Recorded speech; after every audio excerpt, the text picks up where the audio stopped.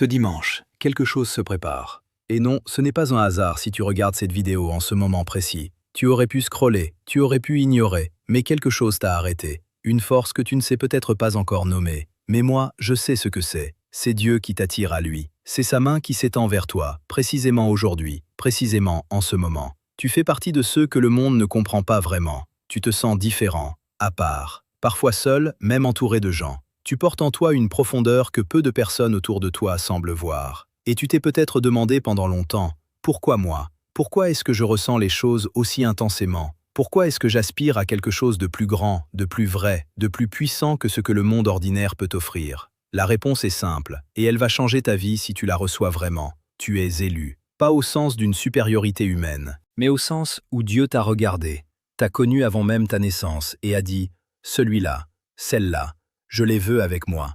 Tu es vu, tu es connu, tu es choisi, et cet espace a été créé pour toi. Pour ceux qui se sentent appelés à aller plus loin dans leur relation avec Dieu. Pour ceux qui savent, au fond d'eux-mêmes, que leur vie a un sens plus grand que ce qu'ils vivent encore aujourd'hui. Si tu te reconnais dans ces mots, alors abonne-toi maintenant, parce que chaque contenu ici est calibré pour toi, pour ton élévation, pour ta transformation spirituelle. Ce dimanche, prépare-toi. Quelque chose d'énorme arrive. Et dans les prochaines minutes, je vais te révéler ce que Dieu est en train de préparer pour les élus qui savent t'écouter, qui savent t'attendre et qui savent recevoir. Reste avec moi. Ce que tu vas entendre va résonner au plus profond de ton être. Le jour où tout a basculé pour les élus, comprendre le temps de Dieu. Il y a quelque chose que personne ne te dit sur les élus de Dieu. Quelque chose que le monde religieux évite souvent d'aborder clairement, parce que ça dérange. Parce que ça remet en question nos attentes, nos calendriers humains, notre façon de mesurer le succès et la bénédiction.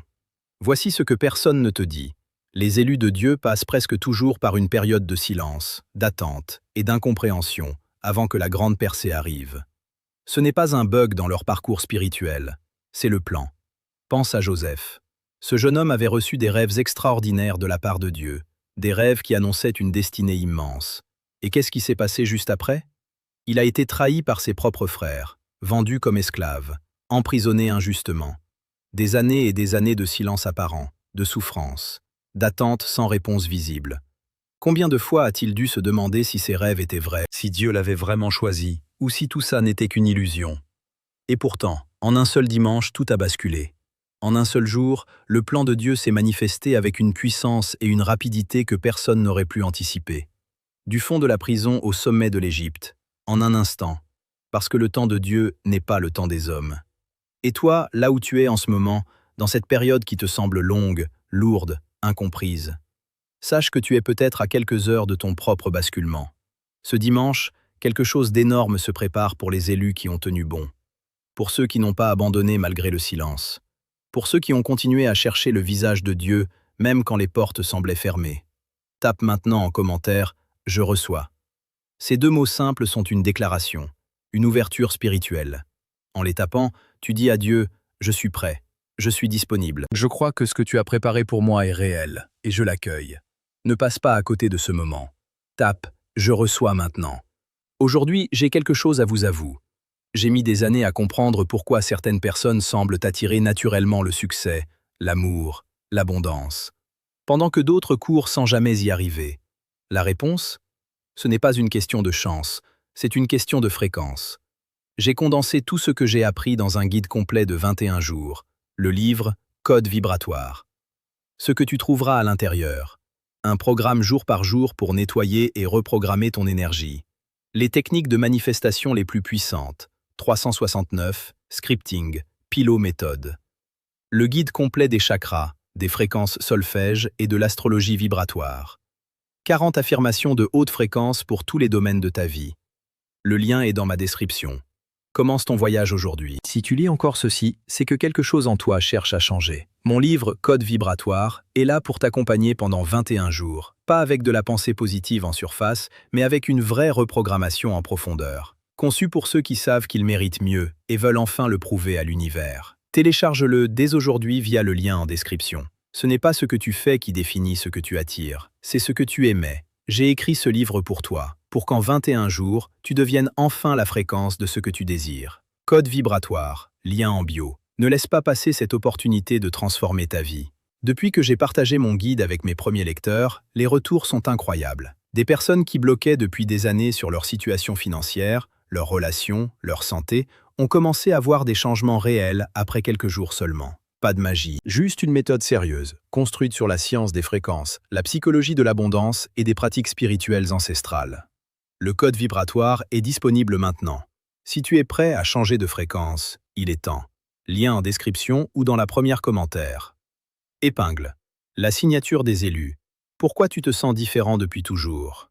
Si tu t'es toujours senti différent des autres, si tu as l'impression que ton regard sur la vie, sur le monde, sur les gens est différent, il faut que tu comprennes quelque chose d'important aujourd'hui. Cette sensation n'est pas un défaut. Ce n'est pas une blessure psychologique. Ce n'est pas de l'orgueil mal placé. C'est une signature. La signature de Dieu sur ta vie. Avant ta naissance, Dieu a façonné quelque chose en toi. Il a mis en toi une sensibilité particulière, une profondeur d'âme, une capacité à ressentir ce que d'autres ne perçoivent même pas. Et cette sensibilité, dans un monde bruyant, superficiel, matérialiste, peut sembler être une faiblesse. Elle peut te faire souffrir, elle peut te pousser dans l'isolement, elle peut te faire croire que quelque chose ne va pas en toi. Mais c'est exactement l'inverse. Cette sensibilité, c'est ton antenne spirituelle. C'est ce qui te permet de capter la voix de Dieu quand les autres ne l'entendent même pas. C'est ce qui te rend perméable à sa présence, à ses signes, à ses mouvements dans ta vie. Les élus se reconnaissent souvent à ceci.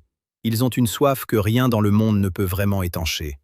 Ni l'argent, ni le succès, ni les relations humaines si belles soient-elles. Il y a en eux un vide qui n'est pas un vide pathologique, mais un espace que seul Dieu peut remplir. Et cette soif, loin d'être un problème, est une boussole. Elle te guide. Elle te dit « Va plus loin, cherche plus profond, ne t'arrête pas aux surfaces ». Ce dimanche, Dieu regarde ceux qui ont maintenu cette soif vivante, ceux qui n'ont pas anesthésié leur âme avec les distractions du monde, ceux qui ont continué à aspirer à sa présence même dans les moments où tout semblait sec et silencieux. Tape en commentaire « Ma soif est réelle ». Dis-le à Dieu, dis-lui que tu n'as pas abandonné, que ta soif de lui est toujours là, vivante, brûlante, et laisse-le te répondre, parce qu'il a promis « Heureux ceux qui ont faim et soif de la justice, car ils seront rassasiés ». Ce que Dieu prépare dans le silence, la saison invisible de la transformation. Il y a une chose que les élus doivent comprendre absolument sur les périodes de silence de Dieu, parce que ces périodes peuvent être les plus dures à traverser. Ces moments où tu pries et où tu n'entends rien. Ces moments où tu attends un signe et où rien ne semble se passer. Ces moments où tu regardes ta vie et où tu as du mal à voir la main de Dieu à l'œuvre. La tentation dans ces moments-là, c'est de croire que tu as été abandonné, que Dieu ne te voit plus, que tes prières ne montent pas plus haut que le plafond de ta chambre, que peut-être tu n'es pas si élu que ça finalement, que peut-être tu as fait quelque chose de mal, ou que tu n'es pas assez bien, ou que Dieu s'est détourné de toi. Laisse-moi te dire la vérité que la Bible nous enseigne avec une clarté absolue. Le silence de Dieu n'est jamais un abandon, c'est une préparation. C'est dans le silence que Dieu travaille le plus en profondeur. Parce que la transformation qui dure ne se fait pas dans le bruit et l'agitation. Elle se fait dans les couches profondes de l'être, là où aucun regard humain ne peut entrer. Pense à une graine enterrée dans la terre. Pendant des semaines, tu ne vois rien. La surface est calme, immobile. Rien ne semble se passer. Et pourtant, sous la terre, dans l'obscurité totale, quelque chose d'extraordinaire est en train de se produire. La graine se brise. Des racines s'enfoncent. Une vie nouvelle se prépare. Et le jour où la plante perce la surface, c'est spectaculaire, soudain, évident pour tous. Mais le travail le plus important s'est fait dans le silence et l'obscurité. Tu es cette graine. Ta période de silence n'est pas une période d'abandon.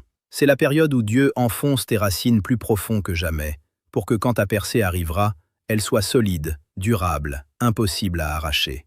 Tape en commentaire « Je fais confiance au silence ». C'est une prière puissante. C'est dire à Dieu « Je ne comprends pas tout, mais je te fais confiance. Je sais que tu travailles même quand je ne vois pas. » Et cette confiance est précisément ce que Dieu attend de toi en ce moment. Le piège qui empêche les élus de recevoir, la peur de la grandeur. Voici quelque chose dont on parle rarement dans les espaces spirituels, et pourtant, c'est l'un des plus grands obstacles sur le chemin des élus. Ce n'est pas le péché, ce n'est pas le doute, ce n'est pas même le découragement. C'est la peur de la grandeur. Oui, la peur de la grandeur. La peur de ce que Dieu a réellement préparé pour toi. La peur de ta propre destinée. Ça semble paradoxal, n'est-ce pas? Comment peut-on avoir peur de quelque chose de bon? Mais réfléchis honnêtement. Combien de fois t'es-tu auto-saboté juste au moment où les choses allaient s'ouvrir? Combien de fois as-tu reculé face à une opportunité en te disant « ce n'est pas pour moi, ou je ne suis pas prêt, ou les gens vont penser que je me prends pour quelqu'un d'important. Cette peur a plusieurs visages. Elle se déguise en humilité, mais ce n'en est pas. La vraie humilité, c'est reconnaître que tout ce que tu es et tout ce que tu peux accomplir vient de Dieu. La fausse humilité, c'est refuser d'accepter ce que Dieu te donne par peur du regard des autres, par peur de l'échec, par peur de dépasser ceux qui t'entourent. Elle se déguise aussi en prudence. Je dois encore m'y préparer. Je dois encore travailler. Ce n'est pas encore le bon moment. Et pendant que tu attends d'être prêt, les années passent et la destinée attend. Moïse a eu cette peur. Quand Dieu lui a parlé du buisson ardent et lui a dit « Va, délivre mon peuple », quelle a été sa réponse? « Qui suis-je pour aller vers Pharaon ?» Et il a trouvé excuse sur excuse. Parce que la grandeur de la mission lui faisait peur. Dieu ne cherche pas des personnes parfaites pour accomplir ses plans. Il cherche des personnes disponibles. Des personnes qui disent « oui » malgré leur peur. Des personnes qui font confiance que c'est lui qui accomplira ce qu'il a commencé. Tape en commentaire « je dis oui ». 2 mots. Mais peut-être les 2 mots les plus puissants que tu puisses prononcer aujourd'hui. Je dis oui à ma destinée. Je dis oui à ce que Dieu a préparé pour moi. Je dis oui même si j'ai peur. Je dis oui. Les signes que Dieu t'envoie en ce moment même, apprendre à lire sa voix. Ce dimanche, Dieu parle. Il parle à travers des canaux que beaucoup de gens ne reconnaissent pas. Parce qu'on nous a appris à chercher sa voix uniquement dans les grands moments spectaculaires, les miracles visibles, les visions éblouissantes. Mais Dieu parle aussi, et peut-être surtout, dans les choses ordinaires, les coïncidences qui n'en sont pas, les petites lumières qui s'allument sur ton chemin. Premier signe, tu tombes sur ce contenu à ce moment précis. Ne minimise pas ça. Dieu utilise tout pour parler à ceux qui l'appellent. Cette vidéo, ces mots, cette minute de ta vie, c'est lui qui t'a orienté vers ici. Il y a un message pour toi dans ce que tu entends en ce moment. Deuxième signe, tu ressens quelque chose en ce moment. Peut-être une émotion que tu n'arrives pas totalement à nommer, une chaleur dans la poitrine, une envie de pleurer sans trop savoir pourquoi, un sentiment de reconnaissance, comme si quelqu'un parlait enfin de ce que tu vis depuis longtemps dans le secret. Ce ressenti, c'est la présence de Dieu qui te touche. Ne le repousse pas, laisse-le entrer. Troisième signe, il y a quelque chose dans ta vie en ce moment qui est sur le point de changer. Tu le sens. Pas forcément avec des mots, mais avec quelque chose de plus profond. Un changement de saison intérieure. Une porte qui commence à bouger, une lumière qui commence à filtrer. Ce n'est pas ton imagination, c'est Dieu qui prépare ce qu'il t'a promis. Quatrième signe, tu n'as pas abandonné. Malgré la fatigue, malgré les déceptions, malgré les moments où tout semblait hopeless, tu es encore là, tu cherches encore, tu aspires encore. Et ça, c'est la preuve la plus puissante que l'Esprit de Dieu est en toi. Parce que personne ne continue à chercher Dieu avec une telle persistance sans que Dieu lui-même soit derrière cette persistance. Tape en commentaire « Je vois tes signes, Seigneur ». Une déclaration de foi, un acte de reconnaissance. Dis à Dieu que tu commences à voir, que tu commences à reconnaître sa main dans ta vie. Et regarde ce qui va se passer après. Ce que ce dimanche représente prophétiquement, le sens du 7e jour. Dans la Bible, le 7e jour a une signification extraordinaire. Depuis la création du monde, Dieu a établi le principe du 7e jour comme un jour de repos, de plénitude, d'accomplissement. Un jour qui n'est pas un jour d'inactivité, mais un jour de présence totale, de contemplation, de relation avec lui. Le dimanche, pour les chrétiens, c'est plus que le premier jour de la semaine civile. C'est le jour du Seigneur. C'est le jour qui rappelle la résurrection, le triomphe sur la mort, la victoire de la vie sur tout ce qui veut la détruire. Et chaque dimanche est une invitation renouvelée à entrer dans cette victoire. Mais ce dimanche en particulier, il y a quelque chose dans l'atmosphère spirituelle. Les élus qui sont à l'écoute le sentent. Il y a une onction particulière sur ce dimanche, une ouverture, comme si un portail céleste était légèrement entrouvert pour laisser passer la gloire de Dieu d'une manière particulière. Ce n'est pas une promesse magique, ce n'est pas une superstition. C'est la réalité de ce que la Bible enseigne sur les temps et les saisons de Dieu. Il y a des moments où le ciel est plus proche de la terre, des moments où la frontière entre le naturel et le surnaturel est plus fine. Et ces moments sont donnés aux élus qui sont en position de les recevoir. Quelle est cette position? C'est la position de l'attente active. Pas l'attente passive du canapé, mais l'attente active de celui qui a préparé son cœur, qui a aligné sa vie avec la volonté de Dieu, qui s'est positionné dans la foi et l'expectative. L'attente de celui qui sait que la bénédiction arrive et qui a déjà ouvert les mains pour la recevoir. Tape en commentaire « Je suis en position ».